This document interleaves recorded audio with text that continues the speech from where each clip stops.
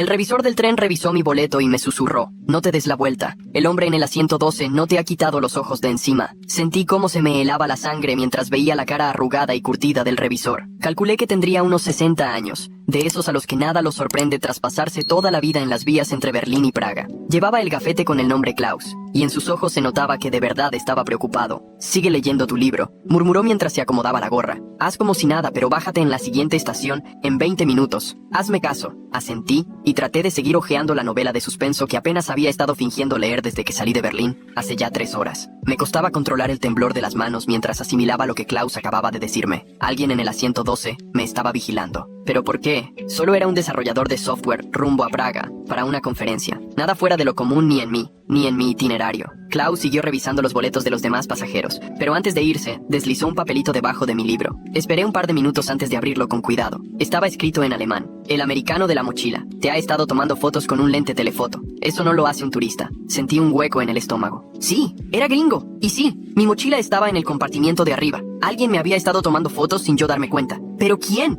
¿Y para qué usar un telefoto estando tan cerca? Salvo que no quisiera que me diera cuenta. Traté de leer el mismo párrafo una y otra vez, pero mi cabeza daba vueltas. Me subí a ese tren en Berlín después de 3 días en una conferencia de tecnología, un viaje de trabajo como cualquier otro. Nada fuera de lo normal. Presenté un artículo sobre protocolos de seguridad en bases de datos. Fui a unas reuniones, comí demasiada comida alemana, y lo más divertido fue visitar un museo. Entonces, ¿por qué alguien me seguía? El tren se movía suavemente por el campo alemán, con sus colinas y pueblitos, todo tranquilo y rutinario. Pero yo no podía deshacerme de la sensación de que alguien me tenía en la mira, y yo ni en cuenta. Me esforcé por recordar si noté algo raro en Berlín. ¿Alguien me siguió? ¿Habré dicho o hecho algo que pusiera atención sobre mí? No, nada se me venía a la mente. Mi charla en la conferencia fue técnica y aburrida, nada digno de película de espías. Klaus volvió a pasar por el vagón, recogiendo los boletos de los que acababan de subir. Cuando llegó a mi fila se agachó y me habló en inglés con un acento marcado. ¿Vienes solo, verdad? Asentí. Eso está bien. Ese hombre lleva en el tren desde Múnich. Subió después que tú, pero ya te andaba cazando desde el andén. Se nota que es profesional, muy cuidadoso, muy paciente. Sentí la boca seca. Decir que era profesional no sonaba a cualquier loco, sino a alguien entrenado, alguien que sabe vigilar sin ser detectado. ¿Qué hago?, le susurré. Klaus miró a todos lados y bajó la voz. La siguiente estación es Nuremberg. Se baja mucha gente ahí. Aprovecha el gentío. Ve a la terminal principal y quédate cerca de la policía. Si él se baja contigo, ve directo con los oficiales. Y si no se baja, y si sigue en el tren, entonces agarra el siguiente tren a Praga en 2 horas. Ruta y horario diferentes. Así no podrá adelantarse a tus pasos. El plan sonaba lógico, pero igual me aterraba hacer un movimiento en falso. ¿Y si ese hombre estaba armado? ¿Y si intentar confrontarlo lo empeoraba todo? Klaus debió notar lo nervioso que estaba porque añadió: yo también voy a estar pendiente. Si pasa algo en el andén, pido ayuda. No estás solo. 10 minutos después, Klaus regresó por última vez e hizo un anuncio en alemán sobre la llegada a Nuremberg. Todos empezaron a recoger sus cosas, y escuché movimiento detrás de mi asiento. Moría de ganas por voltear a ver el asiento 12, pero me obligué a mirar solo por la ventana. Klaus se paró junto a mí, y lo suficientemente fuerte como para que todos oyeran, dijo: señor, hay un problema con su boleto. Sígame para solucionarlo, por favor. Era la excusa perfecta para moverme por el vagón, sin levantar sospechas. Me levanté, y fui tras él hacia el frente del coche, aprovechando para voltear por fin. En el asiento 12 estaba un tipo de unos 40 años, con chaqueta oscura y gorra de béisbol, equipo fotográfico profesional sobre las piernas. Nada de turista. Cuando notó que lo miraba, se giró rápido hacia la ventana, pero alcancé a verle la cara. Mandíbula cuadrada, lentes oscuros de marca, aunque estábamos dentro del tren. Esa pinta tan común que parece hecha a propósito para pasar desapercibido, pero grita: ¡agente! ¿Ya lo viste?, murmuró Klaus cuando llegamos al frente. Sí, tiene pinta de militar. También lo creo. Muy derecho, se mueve como soldado. Klaus me pasó una tarjeta de presentación. Mi sobrino está en la Policía Federal Alemana. Si tienes problemas después de bajarte, llama a este número y dile que vas de parte del tío Klaus. El tren iba frenando rumbo a Nuremberg.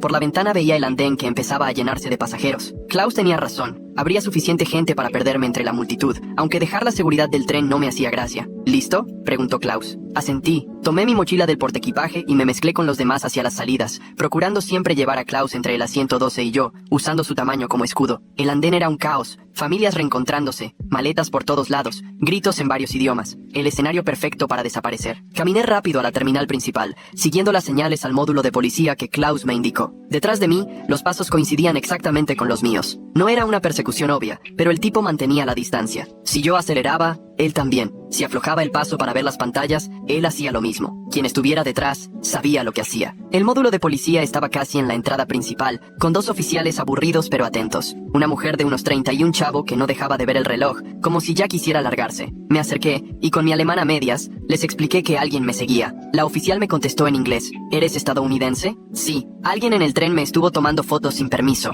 El conductor me sugirió que lo reportara. Ella me miró con desconfianza. Tomar fotos en lugares públicos no es ilegal. ¿Tienes pruebas de acoso o de que te hayan amenazado? No, pero me cayó el 20 de lo paranoico que sonaba. Un hombre de negocios quejándose porque alguien le tomó una foto no era motivo para llamar a la policía. La oficial ya estaba perdiendo el interés cuando escuché la voz de Klaus detrás de mí. Disculpen, oficiales. Soy el conductor de la línea Berlín-Praga. Fui testigo de que estaban vigilando de manera muy sospechosa a este pasajero. Usaron equipo profesional y se coordinaron muy bien. No es algo normal en turistas. La palabra de Klaus como trabajador del tren tenía mucho más peso que mis quejas. La oficial se puso más seria y le hizo varias preguntas en alemán, rapidísimo. Luego se volteó hacia mí. El conductor dice que este hombre lo siguió desde Múnich y estaba usando una lente telefoto para tomarle fotos. Es un comportamiento raro. ¿Dónde se va a hospedar esta noche? Mi plan era seguir a Praga. Ya tenía hotel reservado allá. Le sugerimos que cambie sus planes y se quede esta noche en Nuremberg. Elija un hotel distinto al que tenía reservado. Si alguien lo está siguiendo, cambiar la rutina puede hacerlo más seguro. Me dio una tarjeta. Aquí está el Centro de Información Turística. Pueden ayudarle a encontrar hospedaje. Si vuelve a ver al mismo hombre, llámenos de inmediato. Agradecí a los policías y a Klaus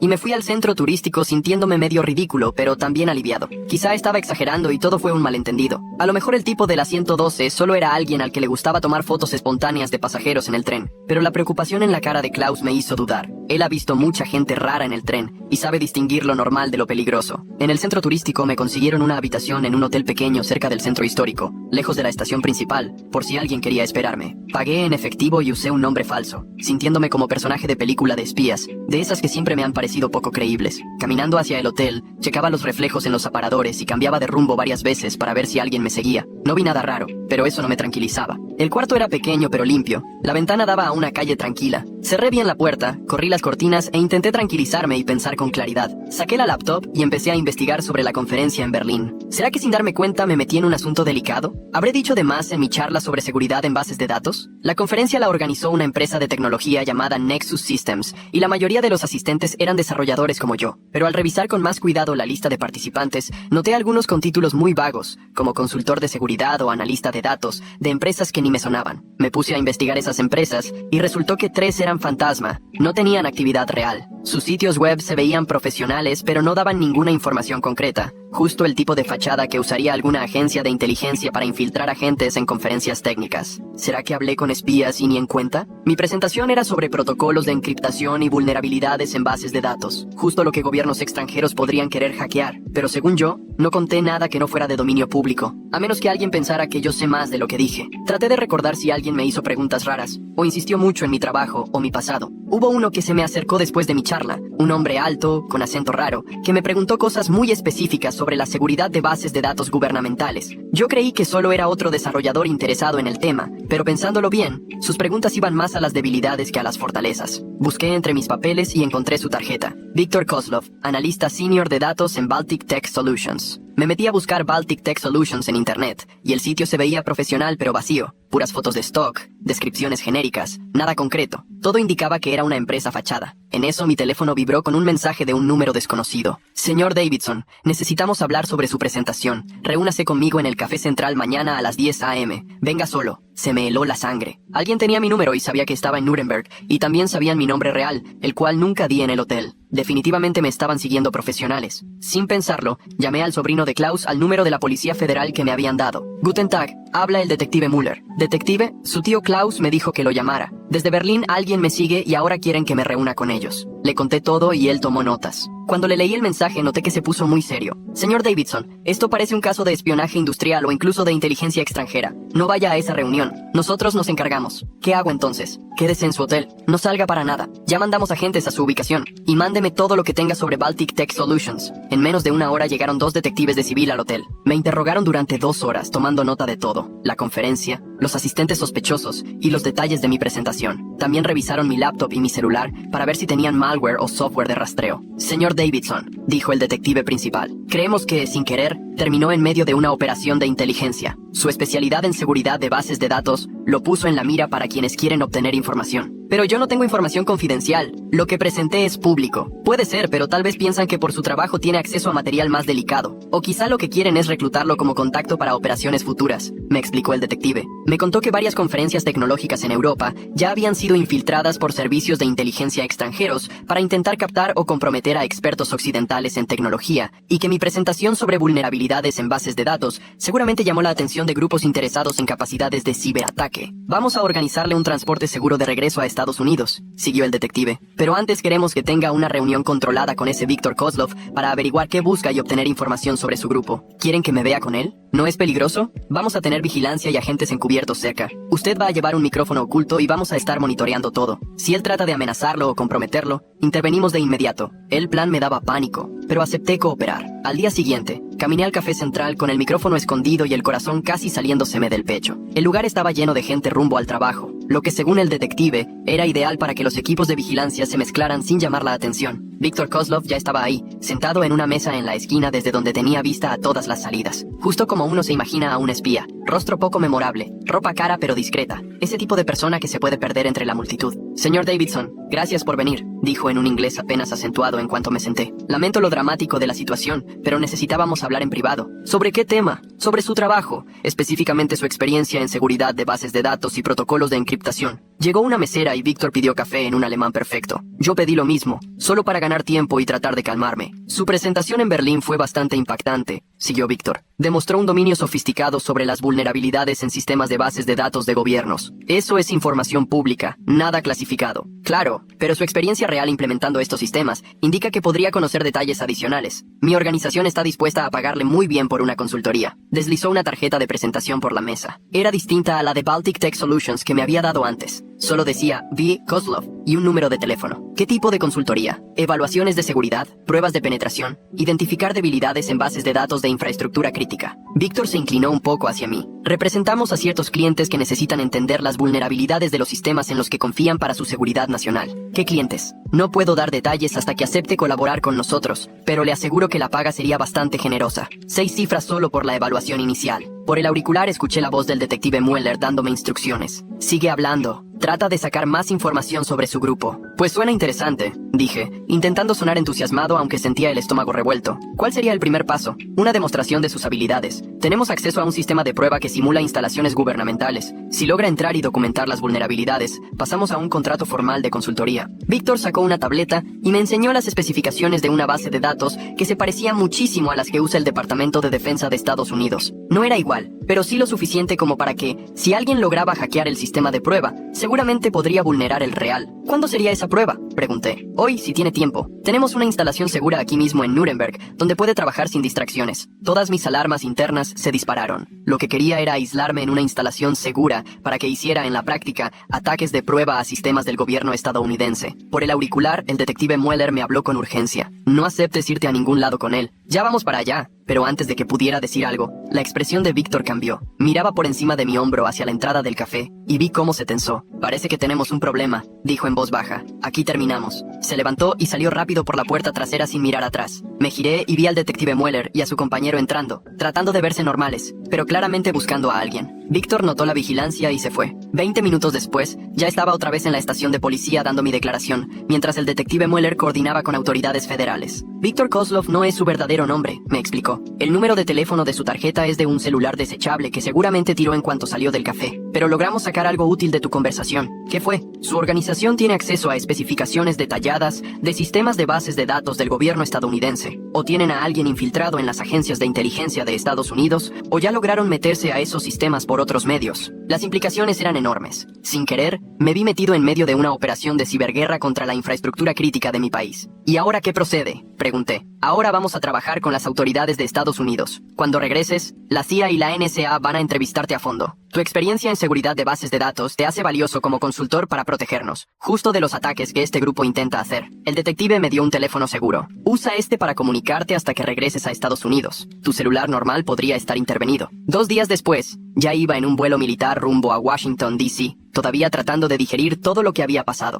Un viaje sencillo para presentar un paper sobre seguridad de bases de datos terminó convertido en un incidente internacional con servicios de inteligencia extranjeros y potenciales ciberataques a la infraestructura estadounidense. Ya en la sede de la CIA, en Langley, pasé 3 días en interrogatorios con analistas que me hicieron preguntas increíblemente detalladas sobre Viktor Kozlov, los asistentes a la conferencia y todos los detalles técnicos que me mostró. Había un interés particular en el sistema de base de datos de prueba que describí. Por lo visto, coincidía de manera inquietantemente precisa con algunas instalaciones gubernamentales clasificadas. En mi último día de entrevistas, el analista principal me dijo: «Señor Davidson, queremos ofrecerle un puesto como consultor en nuestra división de ciberseguridad. Su experiencia en esta operación le da una perspectiva única sobre cómo los servicios de inteligencia extranjeros reclutan expertos técnicos». Respondí: «La verdad, no soy material de espía. Yo solo quería dar una charla y regresar a casa». Me contestó: «Los mejores agentes de inteligencia suelen ser quienes jamás pensaron dedicarse a esto. Usted ya demostró que sabe manejar la presión y seguir instrucciones en momentos críticos». La propuesta era más que atractiva.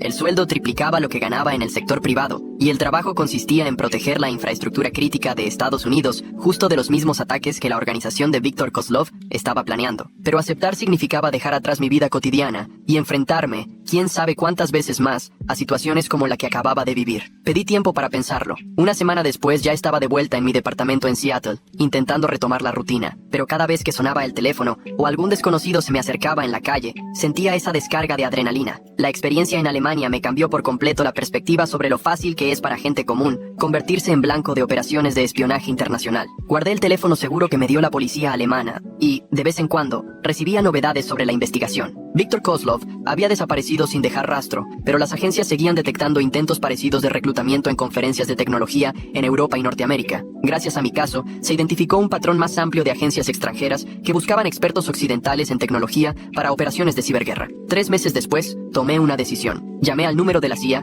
y acepté el puesto. No porque soñara con ser espía, sino porque entendí que quienes tenemos conocimientos técnicos también somos responsables de proteger los sistemas de los que depende la seguridad y la vida diaria de millones. Lo primero que me encargaron fue diseñar programas de capacitación para que otros profesionales en tecnología pudieran reconocer e informar intentos de reclutamiento extranjero. Organizamos seminarios en las principales conferencias del área y enseñamos a los asistentes cómo identificar señales de alerta y cómo actuar si alguien sospechoso se les acercaba. Klaus, el conductor de tren que me advirtió por primera vez sobre la vigilancia, recibió un reconocimiento del gobierno alemán por su astucia y profesionalismo. Seguimos en contacto por correo electrónico, y a menudo me compartía anécdotas de otros pasajeros extraños que había notado a lo largo de sus años en los ferrocarriles. Su experiencia demostró que ciudadanos comunes, con buen instinto y la voluntad de actuar, pueden ser clave para proteger la seguridad nacional. Un año después de aquel incidente, mientras daba una ponencia en una conferencia de ciberseguridad en Londres, reconocí una cara entre el público. No era Viktor Kozlov, pero sí alguien que me hizo sentir observado, evaluado. Al terminar, se me acercó haciendo preguntas que parecían inofensivas, aunque para mí eran intentos de sonsacar información delicada. Esta vez, estaba preparado. Conversé mientras grababa todo con el equipo de vigilancia que la CIA me había enseñado a usar. En cuestión de horas, la inteligencia británica lo identificó como un agente conocido de la misma organización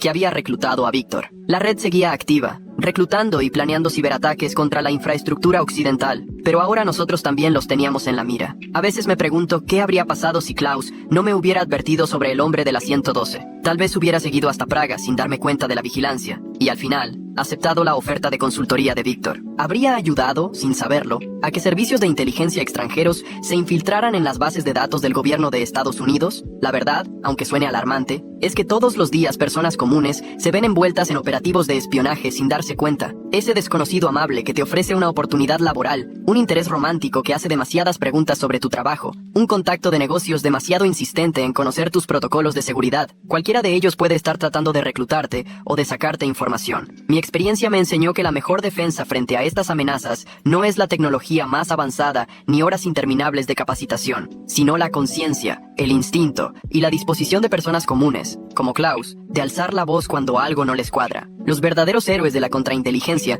suelen ser personas que jamás pensaron verse envueltas en juegos de espías, pero que supieron reconocer el peligro y actuar. Ese conductor de tren no solo me salvó a mí, ayudó a proteger la infraestructura crítica de Estados Unidos de ciberataques que pudieron haber afectado a millones. Así que, la próxima vez que viajes y veas a alguien comportándose raro, hazle caso a tu instinto. Si un contacto de negocios empieza a hacer preguntas fuera de lugar sobre tu trabajo, pon atención a sus verdaderas intenciones. Y si alguna vez alguien como Klaus te susurra una advertencia sobre la persona que te observa desde el asiento 12, escúchalo. Tu seguridad, y la de muchos más, Podría depender de ello. 2 años después de que todo comenzó, todavía viajo en tren de vez en cuando por trabajo. Cada vez que el conductor revisa mi boleto, me acuerdo de Klaus y de cómo un empleado atento cambió el rumbo de una operación internacional de inteligencia. A veces, las batallas más importantes son peleadas por personas que nunca firmaron para ser soldados, en lugares donde nadie esperaría encontrar una guerra. Pero esas batallas valen tanto como las que salen en primera plana, y quienes las libran merecen ser recordados. Klaus se jubiló del ferrocarril el año pasado, pero su sobrino me cuenta que sigue viajando, ahora como pasajero, siempre atento a cualquier cosa fuera de lugar entre los demás viajeros. Una vez protector, siempre protector. Es ese tipo de personas las que mantienen a salvo al resto de nosotros, una advertencia susurrada a la vez. Así fue la historia, amigos. A veces, un viaje en tren puede cambiarte la vida por completo.